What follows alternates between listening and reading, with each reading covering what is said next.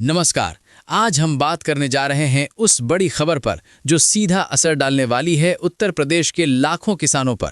अगर आप प्रधानमंत्री किसान सम्मान निधि का लाभ लेते हैं तो ये रिपोर्ट आपके लिए बेहद जरूरी है, क्योंकि अगले वित्तीय वर्ष में बड़ी संख्या में किसान सम्मान निधि से वंचित भी हो सकते हैं।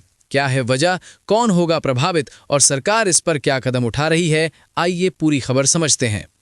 उत्तर प्रदेश के लाखों किसानों के सामने एक बड़ा संकट खड़ा हो गया है।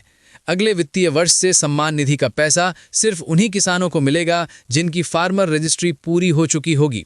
लेकिन समस्या ये है कि पिछले 11 महीनों में रजिस्ट्री की गति बेहद धीमी रही है। अब तक केवल 57% किसानों का ही पंजीकरण हो पाया है, यानी लगभग आधे किसान अभी भी इस प्रक्रिया से बाहर हैं। उत्तर प्रदेश में कुल 2,88,00,000 से ज्यादा किसान सम्मान निधि के लाभार्थी के रूप में दर्ज हैं। पिछले वर्ष केंद्र सरकार ने आदेश दिया था कि सभी किसानों की फार्मर रजिस्ट्री बनाई जाए और अप्रैल 2026 से इसे अनिवार्य कर दिया जाएगा। इसी के तहत 18 दिसंबर से राज्य में अभियान चलाया गया, लेकिन 11 महीने बाद भी सिर्फ 1,65,00,000 किसानों का ही पंजीकरण हो पाया है। इनमें से लगभग 1,55,00,000 आईडीज को मंजूरी भी मिल चुकी है। कम प्रगति वाले जिलों पर अब विशेष ध्यान दिया जा रहा है। गौतम बुद्ध नगर, बागपत, गाजियाबाद और हापुड़ जैसे जिले रोजाना पंजीकरण में सबसे पीछे रहे हैं। वहीं प्रतापगढ़, फिरोजाबाद, खीरी, हरदोई और उन्नाव जैसे जिले आगे हैं। मुख्य सचिव एसपी गोयल ने निर्देश दिए हैं कि रजिस्ट्री की गति तेज करने के लिए शिविर लगाए जाएं, किसानों को जागरूक किया जाए और अभियान को रोजाना मॉनिटर किया जाए।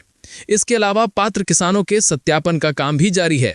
यही वजह है कि जब प्रधानमंत्री मोदी ने बुधवार को सम्मान निधि की 21वीं किश्त जारी की तो यूपी के 2,15,00,000 किसानों को ही इसका लाभ मिल पाया।